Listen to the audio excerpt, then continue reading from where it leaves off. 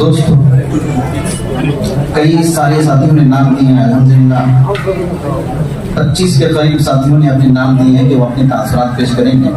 تو نمبر 1 میں ہر ایک کو دعوت دوں گا، وہ آئیں 5 منٹ میں اپنی ساری تفصیلات سامنے رکھیں. وقت کم ہے تو اس لیے ساتھی جو اس کا خاص خیال رکھیں. سب سے پہلے میں تعارف کے لیے اپنا تاثر پیش کرنے کے لیے دعوت دوں گا مولانا عطا اللہ صاحب ہرپن علی تشریف لائیں اور مختصر سا تعارف اور تاثرات پیش کریں. السلام علیکم ورحمۃ اللہ وبرکاتہ. شہر نشین پر تشریف فرما میرے مشفق و محسن مہربان اساتذہ کرام، مدرسہ امدادیہ کے روح رواں میرے کارواں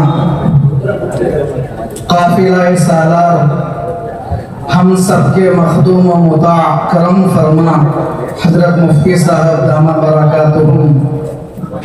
قرب و اور دور دراز سے تشریف لائے ہوئے جملہ ابنائے قدیم دوست و احباب، بندے کو یہ حکم دیا گیا ہے کہ مختصر سے وقت میں اپنے تاثرات پیش کروں.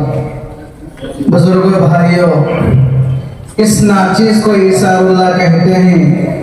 متوطن حمل گٹا، تعلقہ ہرپن ہرلی، ضلع ہاسپیٹ کرناٹک. زمانہ تعلیم مادر علمی امدادیہ میں سن 2001 و سن 2002 عیسوی میں درجہ ابتدائیہ و ناظرہ تک حاصل کیا. پھر اس کے بعد وقفہ ہو گیا. دوسرے مدارس میں تعلیم کا سلسلہ جاری رہا. پھر قسمت دوبارہ درس نظامی کے لیے سال عربی دوم و سوم و چہارم میں مادر علمی مدرسہ امدادیہ کھینچ لائی. اس طرح سے پھر مادر علمی سے رشتہ جڑ گیا تاہم کہ سن 2010 عیسوی میں درجہ چہارم کی تکمیل پر یہ سلسلہ اختتام کو پہنچا. پھر درس نظامی کی آگے کی تعلیم کے لیے حضرت مفتی صاحب قبلہ کے حکم و ایما سے یوپی کے مدارس کا رخ کیا. پھر ہوتے ہوئے ہندوستان کی مشہور و معروف دینی عظیم درسگاہ جامعہ قاسمیہ مدرسہ شاہی مراد آباد پہنچا. وہاں سے دورہ فضیلت کی سعادت ملی. بعد فراغت دینی خدمت. الحمدللہ حصول تعلیم کی رسمی فراغت کے بعد ہمارے علاقہ کرناٹک میں ایک جگہ ہے کوڈلیگی. وہاں ایک ادارہ قاسم العلوم کے نام سے قائم ہے، اس سے منسلک ہو گیا.